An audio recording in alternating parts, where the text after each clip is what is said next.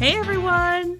You are listening to Corks and Confessions, where we pour a glass of wine and we also pour out our hearts. We are your hosts. My name is Jeanette. And my name is Phoenix. We are so happy to have you here with us today. Yes. We will be talking all about boobs. Boobies! We are talking all about boobs. Boobies, chichis, Changas. changas, Congas. tatas, but tata's my sister's nickname. Our confessions for today. My confession is I finally love my boobs. It's so relaxing to hear you say that. That's like the best confessional. Because unfortunately, my confessional is my boobs give me anxiety. Yes. And we're going to be talking about it. We're going to talk about boob love, talking about when we first discovered that our chests were suddenly our breasts. And diving into what that meant for us, the journey that started for us. Yeah. Like, as a young girl. Yeah. And also, how do we love our boobs? How do we get there? How do we get there? Yeah. I'm going to put the mic on you for that one. So you can teach all of us that have anxiety with our boobies. Wine for the day. We are drinking our favorite. Chianti. Chianti. Chianti Re d'Italian from Salud. Italy. Italia. It's delicious. It Cheers, girl. really is. Cheers. Did you know there's a ton of names for boobs? You know, I always thought there was a lot of nicknames that people played around with, but like actually knowing now that there are so many names. There are so many. When I so Googled funny. names for boobs, I did not realize so many people wrote articles about this. It's a lot. That's really incredible. Yeah. So here's my favorites that I found. Knockers. Knockers. Yeah, that makes sense. It's a classic. I mean, they do knock together depending on what you're doing. Fun bags. Fun bags. Fun bags. Yeah. That makes me feel nice, I think. They can be fun. Gazongas. Gazongas. Yeah, I don't know about that one. Yeah, I don't know where that one came from. It sounds like something like a cheesy 70s movie. There was like, oh, look at those gazongas. Yeah. Bewbs. Bewbs. I kind of like that. Bewbs is so cute. Bewbs is cute, right? Yeah. I love Bewbs. I love I Bewbs. might just start calling mine Bewbs. Hey, my Bewbs. Okay. Yeah. I'm gonna follow. What are you I think doing, that's cute. Bewbs? What are you doing, Bewbs? I gotta move my Bewb to the proper side because they move so much. What do you actually call yours?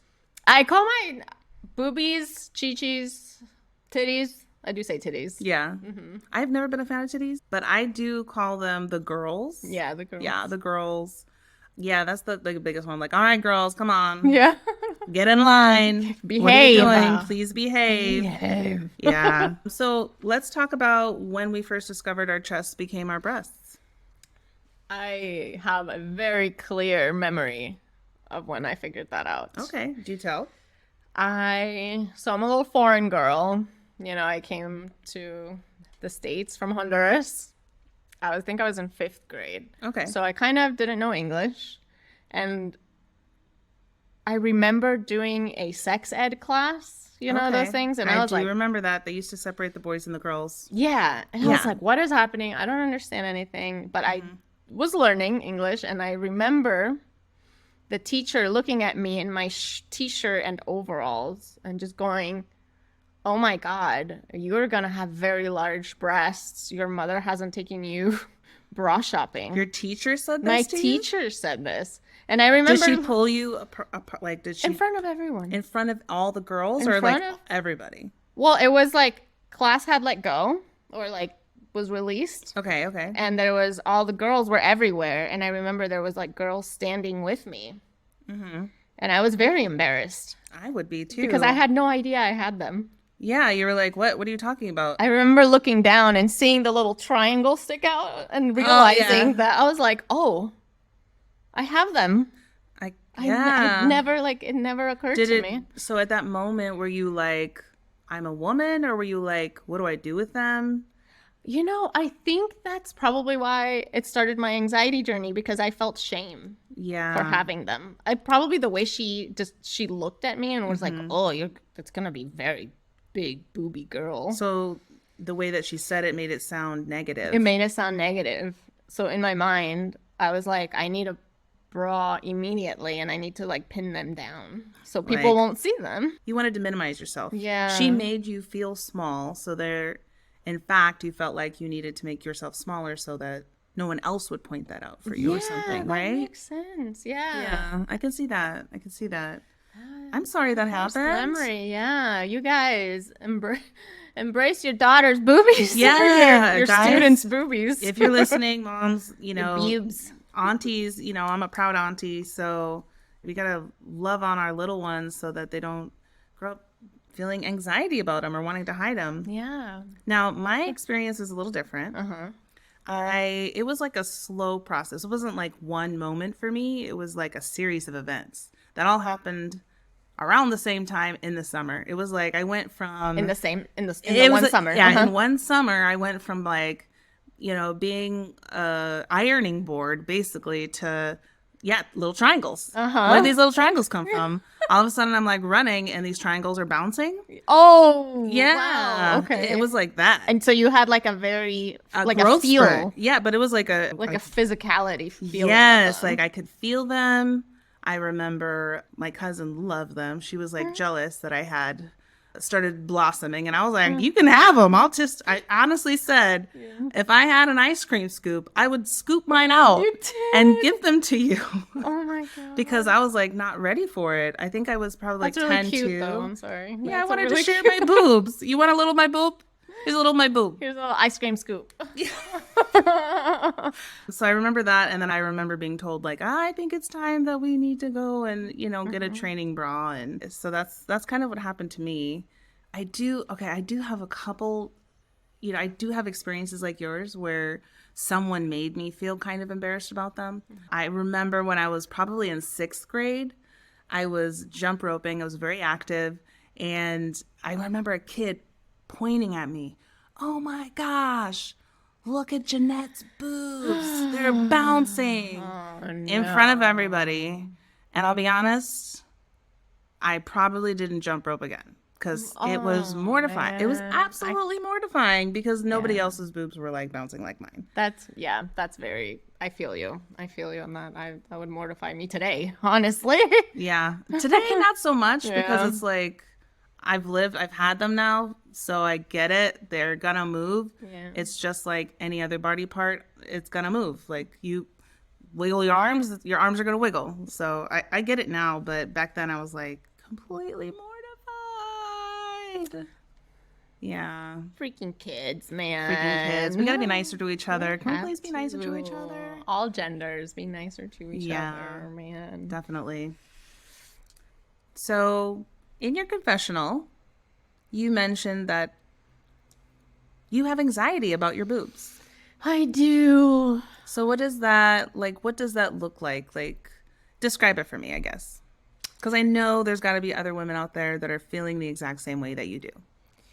Yeah, I think the first thing I can think of to describe it is a toss-up of how women want to come home and take off their bras, right? And feel free and like, yes, oh, thank God. I love that moment. So I do too. But then I'm also super anxious about them. I like to have them strapped down at the same time because I don't like them moving. They're too big. I have to fix them. They have a mind of their own. Yeah, and it drives me nuts. Honestly, if they get a little moist, like boob sweat, they're big, they are uncomfortable.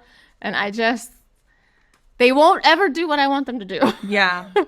So it's like, I love taking off my bra, but at the same time, if I could go to sleep with a good bra, I would.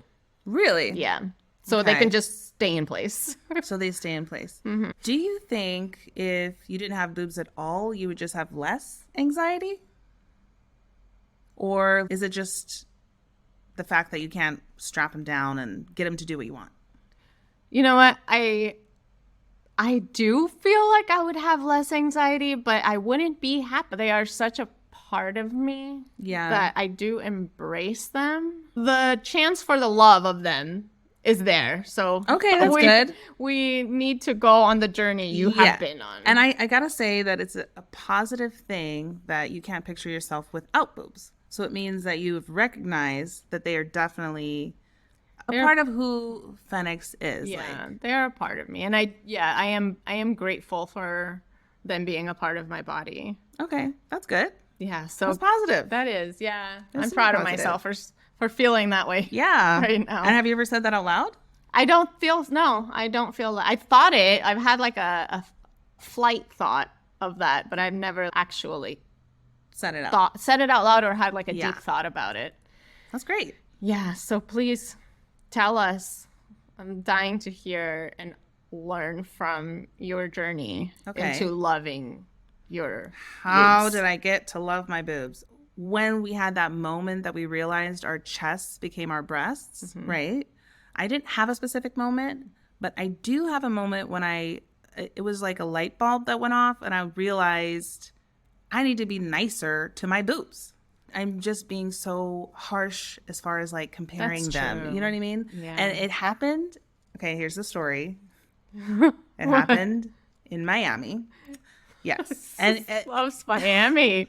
And here's I didn't even ever live in Miami, but I have a lot of stories about Miami for some reason. So anyways, Miami, if you go to South Beach, you know that the beach is topless. It's a choice. You don't have to be topless if you don't want to. But I'll never forget. I just saw so many boobs. Growing up in the Midwest, it's very conservative. So other than being in like the locker room at a community center, I had never seen like other people's boobs but my own. Wow. You know what I mean? Yeah. So when I went there, it was like, oh my gosh, there's so many shapes and sizes. And these women were just like out there, like living their best life and sunning themselves and bouncing in the water and drinking and talking to guys. And I was like in my tankini looking down, like, why am I trying to hide these? Yeah. You know, and there's this one girl, she had this like beautiful chocolate skin and these banana shaped boobs. They look like bananas. Banana shaped Yes. boobs. And she was just like rocking it and so confident. I just like, I want to be her. Yeah. I want to be like her with my watermelon shaped boobs. And that's what I want to do. So I just started kind of, you know, unconsciously and consciously making a choice to not be shy about my shape, the color, the size, the way that they, you know, I mean, do your boobs hang low? Do they grow? Yes, they do. Yes, they do. Yes, they do. Okay, and I was not going to be ashamed of that anymore. And so, yeah. They wobble to and fro. They sure do. So that's kind of like the moment that I realized I gotta love my boobs. Just like That's so live and let true. live. Like, who Yeah. cares? Who cares? Who Because does? the only person's opinion that should matter is my own. Yeah. Yeah. You know what I mean? Yeah. That is very true. We should It's toast on you that. and I. Let's toast on that. Give me some of that. Give me Some of that boob love. some of the boob love. I know in the forefront of our head, the reason is we do compare. I do compare like maybe to topless girls in films or pictures and maybe fake boobies that I see on models. Like, I'm like, Right. can we have models, please, that you model bikinis and bras that have real boobs? That actually have real people. And you know, I have started to see some campaigns. Shout out You to the have? people out there. Yes, I have started to Oh, see some okay. campaigns of women who are more my shape, Mm-hmm. who have like larger, I'm just like curvy. I'm a curvy girl. Mm-hmm. Real women wearing their stuff. So it makes me feel included. Yeah. And it's also imperfect. Yeah. Boobs have stretch marks. It's true. They lean like- it to the side. And if I got you one bigger than the other. Like, Yeah. that drives me nuts, but it's common. it is very common. It is very common. Yeah. You know what's so crazy is that the definition of all of our boobs is that they are so different, yet we compare them to Others. one specific set of boobs, whether that's a boob job and we want them to look perfect like that, Right.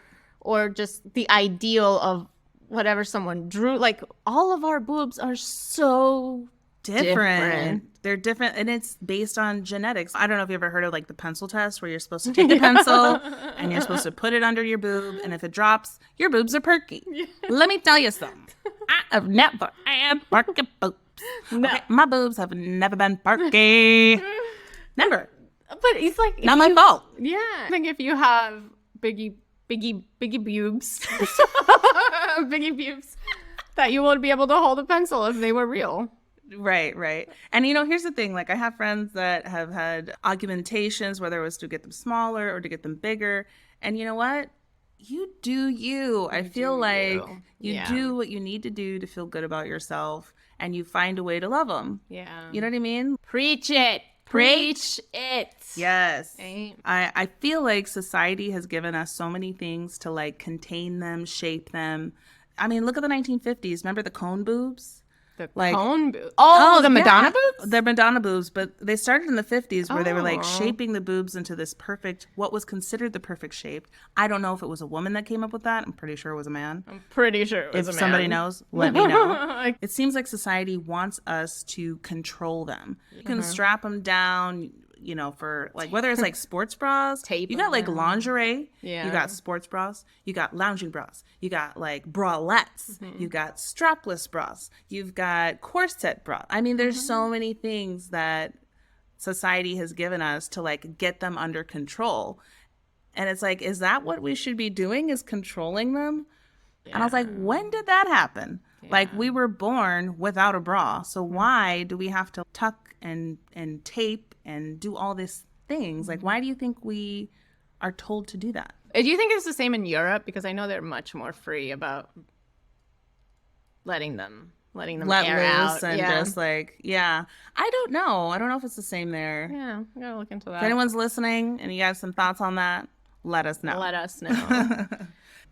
I just feel like that makes me think of how bras and undergarments for women have, for all time, been made by men. Yeah. And just manufacturers, and just like taking a piece of cloth and an underwire and being like, here you go. And it's not until recent, I feel, that women are trying to come up with different kinds of better bras. way. Yeah, for small boobs too. Like they have the gap problem in the bra. Right. So I still haven't found The perfect bra. never. Does the perfect bra exist? Does it? Does it exist? God knows I'm searching. I've searched. Yeah. Yeah. So here's my thought on that. I think it depends on what you're doing. I think, okay, so have you ever tried boob tape? No. You have told me about it. Okay, and so I yes. need to. So here's the thing. Here's a caveat about boob tape. Great invention. Great. Wonderful. Watched a lot of YouTubes on how to use it and how to take it off. I had to wear some for my wedding. I never felt freer. I have never been a person that could go without a bra, without Feeling some sort of way. feeling some sort of way. Like, they're just like, they got a mind of their own. Okay. So I got to wear something. Tried boob tape. Amazing. I never to try felt it. freer. However, you have to be patient. And women, you know what I'm talking about if you've used this before. You have to be patient taking it off. You got to use a lot of coconut oil, and you cannot pull too hard because you will regret it. So that's not perfect, but I will say, for if you got big girls or small girls, boob tape's a thing. So what about you? What's your go-to bra? I think the best one I've found so far is, honestly, I love my Skims bra. I think it's called like a Fits Everybody. Oh, nice. But it's still too tight around my ribs, and it still doesn't give it in shape. Yeah. Like, they're kind of just blobby, if that makes sense. Like, they don't give them any like boobs can be shape. blobs. Boobs are blobs. But sometimes I wear shirts, I'm like, I want a nice round cup shape. I don't just want a boob shape. Yeah. So, Well, here's the thing. Bras only come in like standard inch sizes, and not everybody is a standard inch around, that area. Like, some people are half an inch, quarter inch, 3/4 inch. So it's also the material, like the band. Like, is there anything else besides rubber? yeah. Like an elastic that we could use? Because it hurts. Do you want to hear a weird? Okay. Do you want to hear a weird bra story? Yes, please. Okay. So I was rocking underwires for a while.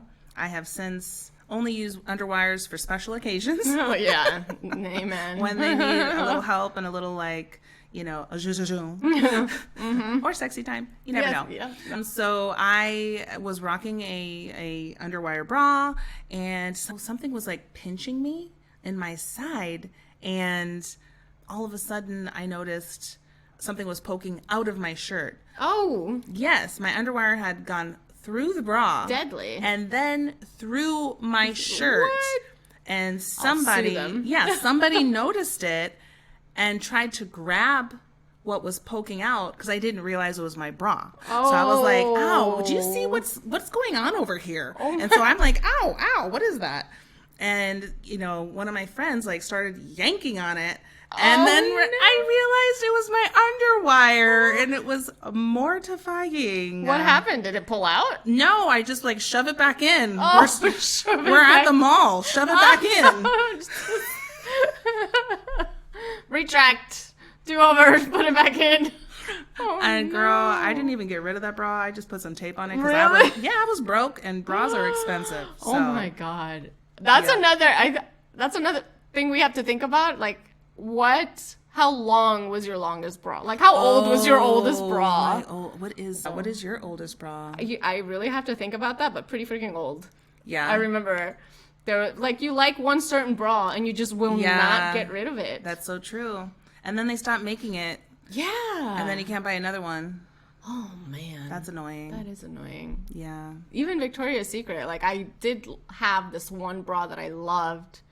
Can't find it ever again. They were it's done. We sold out. Let's come up with something new. Yeah, but why? Why? Don't change something that's good. I did find a really good sports bra though. Oh, and sports bras, like if you're an active person or even like moderately active and just want to go for a walk, you don't want them like knocking up your chin. Oh, that's you know another what I mean? problem. No matter what size you are, you want them like in a place where it's not crazy. Mm-hmm. So I found She Fit. She Fits. Yeah, and you actually go to the website and you can punch in your size and they tell you exactly what bra to get. Mm-hmm, and I love it because the straps are adjustable. I've washed it a million times. They're just such good quality. I need to look into that because don't even get me started on sports bras. You know that the meme or online is like the hardest workout you'll do during your workout is putting on and taking off your sports bra. It hurts. It is so true. Why does it get rolled up on your back and then you can't pull it down? As a single woman, it's impossible. Yeah. To fix that yourself. I have literally walked out of my bathroom and like looked at my husband like, please help. Help. Unroll me. Roll me.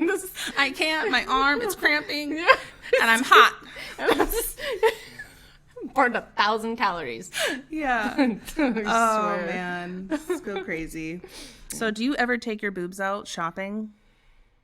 Like to buy a bra or lingerie? I'm like, you say that and I'm thinking, do you ever go topless shopping? That's what my brain thought of it as. Like, I've never done that. I've never gone topless shopping. Yeah. I don't think I could. So here's the thing. I do love my boobs, but I would also never just like rock them. I think the people who do it are amazing. Yeah. And I have grown to love them. But I still don't think I'd be able to go topless on a beach. I don't think I could do it. Yeah. Unless it was like a private island and it was just me and my husband. That would be it. That would be it. Yes. And then I would still be afraid there's paparazzi with the long lens. And I'm going to end up on like Us Weekly or something. Well, that's the goal. So that's what we need to make happen. You guys, you need to challenge us to go topless and film it. No, do not. I mean, not show it, but just film the event. Film the event? Oh. This is what I'll do. I'll do it, Blur and then us I'll out. just tell you about it. How about that? Definitely not going to film it, though. We don't need a record of that. Breast Cancer Awareness Month starts in October, and we are so excited to be highlighting an organization that we absolutely love.